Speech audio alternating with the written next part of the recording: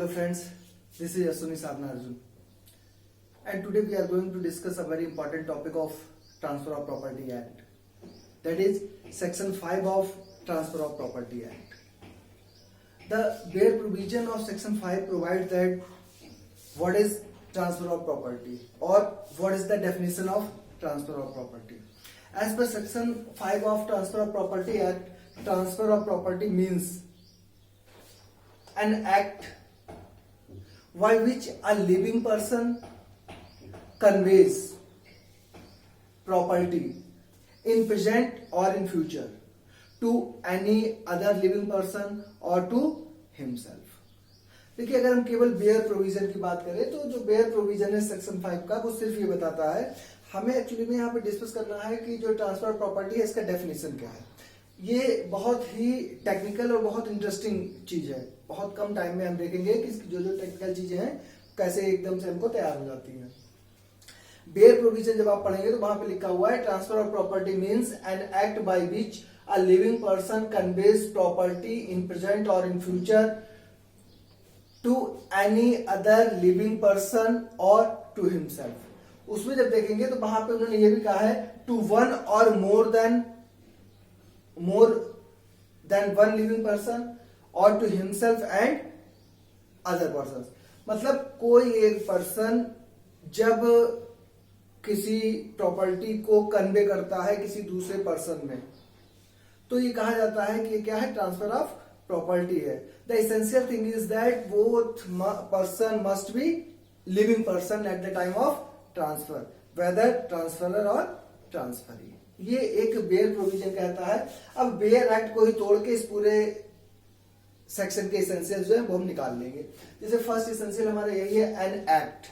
अब इससे पहले अगर आपने हमारा लेक्चर देखा, उसमें हमने देखा है कि ट्रांसफर ऑफ प्रॉपर्टी का जो एक्ट है इसमें हमें किस तरीके के ट्रांसफर पढ़ने हैं. तो हमने देखा था इसमें हमें केवल वही ट्रांसफर पढ़ने हैं जो इंटर विवोस है, means transfer between two living person. अब लिविंग पर्सन अपना कोई काम करेगा, कोई अपना प्रॉपर्टी दूसरे को ट्रांसफर करेगा, तो उसे उसके लिए कोई ना कोई एक्ट करना पड़ेगा, कोई ना कोई प्रोसीजर फॉलो करना पड़ेगा. क्योंकि देखिए, प्रॉपर्टी तो बाय ऑपरेशन ऑफ लॉ भी जा सकती है दूसरे के पास, की एक की डेथ हो गई तो उसके लीगल आयस को वो प्रॉपर्टी अपने आप मिल जाएगी, उसके लिए उसको कुछ करने की जरूरत नहीं है. ठीक, तो एक तो एन एक्ट में बहुत ज्यादा टेक्निकल कोई भी चीज नहीं है.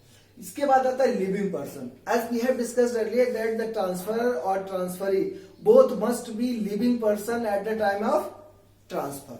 क्योंकि ये लिविंग पर्सन, इंटर विवोस का मतलब ही होता है transfer between two living person. अब यहाँ पे एक चीज ध्यान रखिएगा, जो बेयर प्रोविजन है उसके नीचे आप देखेंगे तो इन्होंने कहा है कि जो लिविंग पर्सन है उसमें कोई भी एसोसिएशन, कोई भी कंपनी, ये सब भी इंक्लूड है. It means living person includes juristic person also. कोई भी कंपनी हो गया, कारपोरेशन हो गया, चाहे वो नॉन कॉर्पोरेटेड हो या वैसे हो, उसमें कोई भी दिक्कत नहीं है. लेकिन लिविंग पर्सन में ज्यूरिस्टिक पर्सन भी इंक्लूड होगा, यानी कि कोई कंपनी, कोई कारपोरेशन, ये भी प्रॉपर्टी ट्रांसफर कर सकते हैं, इनको प्रॉपर्टी ट्रांसफर की जा सकती है. Those corporations, those companies will be considered as living person for the provision of section 5 of transfer of property act. An act हो गया, लिविंग पर्सन हो गया कि जो ट्रांसफरर है हमारा वो ज्यूरिस्टिक पर्सन भी हो सकता है, चाहे वो कंपनी हो. हाँ, transferor must be a competent person. जो ट्रांसफरर है उस ट्रांसफरर का कॉम्पिटेंट होना जरूरी है. अब कॉम्पिटेंट क्या होता है, ये कॉन्ट्रैक्ट एक्ट के सेक्शन 10 में भी आपने देखा है. कॉम्पिटेंसी का मतलब ये होता है कि that person must be a major person, must be sound mind person and should not be regarded as disqualified by any other law enforced in the India. तो कॉम्पिटेंसी का मतलब क्या हो गया कि वो मेजर होना चाहिए, साउंड माइंड होना चाहिए, किसी लॉ ने उसको मना ना किया हो या डिस्क्वालिफाइड ना किया हो कि वो ट्रांसफर कर सकता है. तो एक एक्ट जिसके द्वारा कोई living person include juristic person क्या करता है, जो ये लिविंग पर्सन है जो ट्रांसफर हमारा है, that person must be a competent person. ठीक, ये कन्वे करता है. कन्वे का मतलब क्या होता है, कन्वे का मतलब होता है किसी प्रोसीजर के द्वारा कोई चीज किसी दूसरे को देना. यहां पे कन्वे का मतलब आप समझ सकते हैं कि a new title has been introduced in any other person, new title और एनी न्यू इंटरेस्ट. यहाँ पे कन्वे का मतलब ये है कि यहाँ पे कोई नया टाइटल या नया इंटरेस्ट किसी दूसरे पर्सन में इंक्लूड होता है या इंट्रोड्यूस होता है। जैसे ए अगर अपनी प्रॉपर्टी बी को ट्रांसफर करता है, चाहे वो सेल करे, चाहे वो मॉर्गेज करे, चाहे वो जो भी चीजें करती है, मान लो उसने सेल कर दिया या गिफ्ट कर दिया, एग्जाम्पल के लिए हमने ले लिया बेच ही दिया, इसको सबसे आसान रहता है। तो जैसे ही ए अपनी कोई प्रॉपर्टी बी को बेचेगा तो इस प्रॉपर्टी का टाइटल जो ए में था अब किसमें क्रिएट हो जाएगा, बी में, यानी कि किसी पर्सन को एक नया टाइटल या नया इंटरेस्ट उसमें क्रिएट होगा। तो ये तो हो गया कन्वे। प्रॉपर्टी को यहाँ पे बहुत ज्यादा हम डिस्कस नहीं करेंगे क्योंकि इससे पहले के लेक्चर में हमने इमूवेबल प्रॉपर्टी नाम से एक लेक्चर डिस्कस किया है। उसमें हमने देखा कि मूवेबल प्रॉपर्टी क्या होती है, मूवेबल क्या होती है, और ट्रांसफर ऑफ प्रॉपर्टी एक्ट में कौन कौन सी प्रॉपर्टी जो है वो इंक्लूड होती है। तो प्रॉपर्टी को बहुत ज्यादा मतलब हमारा नहीं है। नेक्स्ट ये कहते हैं प्रेजेंट और इन फ्यूचर, यानी कि ये जो काम आप कर रहे हैं ये प्रेजेंट में भी किया जा सकता है, फ्यूचर में भी किया जा सकता है। लेकिन एक टेक्निकल चीज यहाँ पे जो है वो ध्यान रखनी है कि प्रेजेंट और इन फ्यूचर जो टर्म यूज किया गया ये कन्वे के लिए यूज किया गया है, ना कि प्रॉपर्टी के लिए। दोनों में अंतर समझिएगा।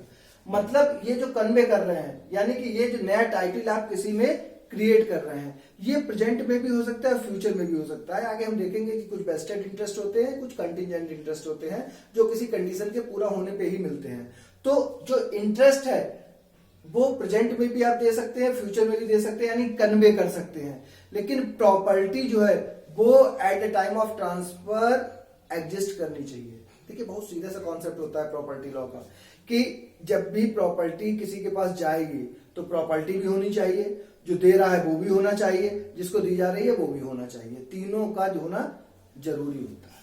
ठीक, तो प्रेजेंट और इन फ्यूचर ये कन्वे के लिए है, प्रॉपर्टी के लिए नहीं है, ये ध्यान रखिएगा।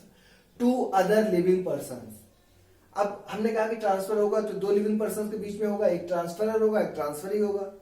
यहां पे एक टेक्निकल चीज देखिएगा कि टू अदर लिविंग पर्सन का मतलब हो गया ट्रांसफरी, जिसको आप ट्रांसफर कर रहे हैं। To whom the property is transferred is called transferee and the person who transfer the property is called transferor.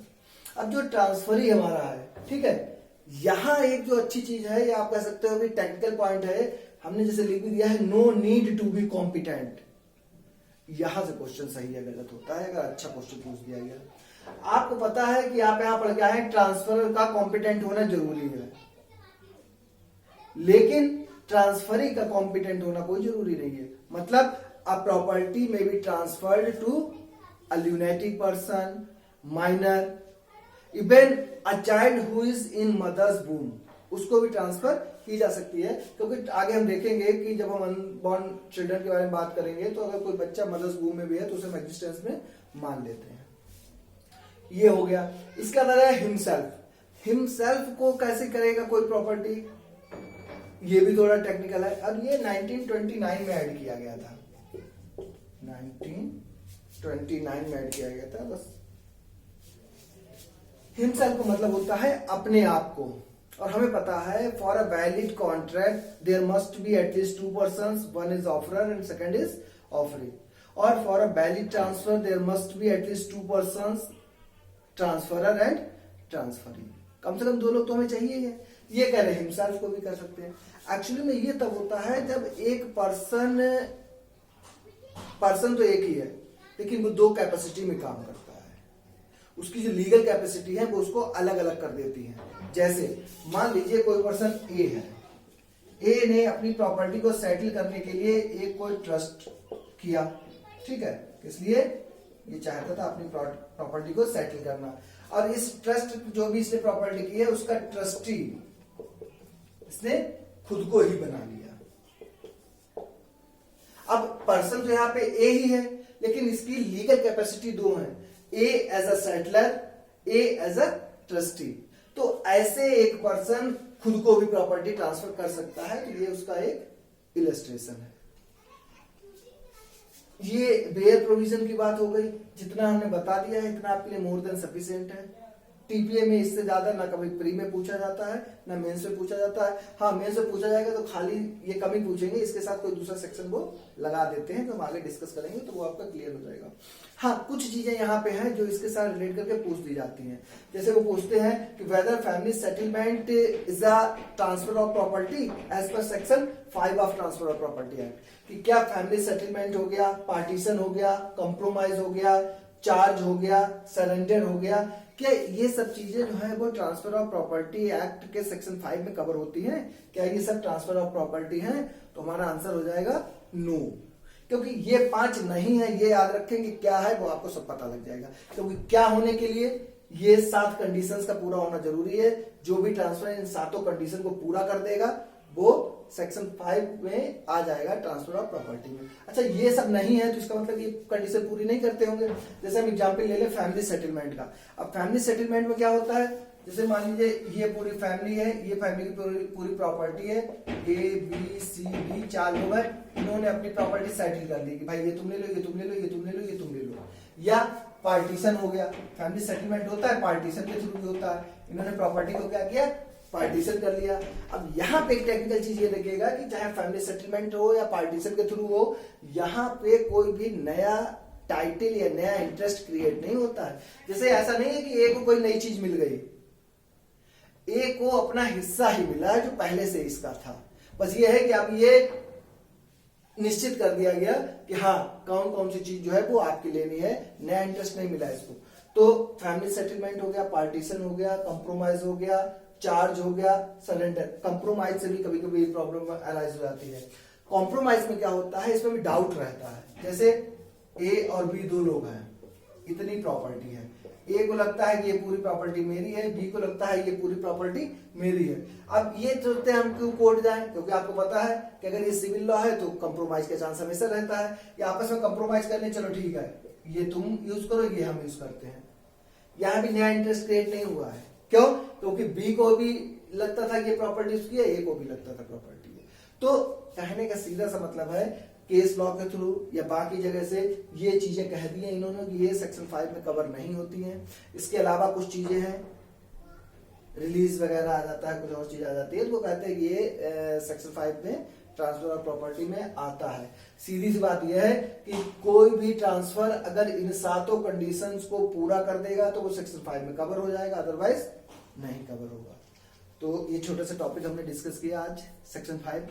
बहुत जल्दी ही इस पे बहुत इंपॉर्टेंट टॉपिक है इसका section 6, properties which can't be transferred, उसको हम डिस्कस करेंगे। तो तब तक इसको देखिए, अपने नोट्स बनाइए। आपको समझ में आ रहा है तो अपने फ्रेंड्स को भी शेयर कीजिए। Thanks a lot.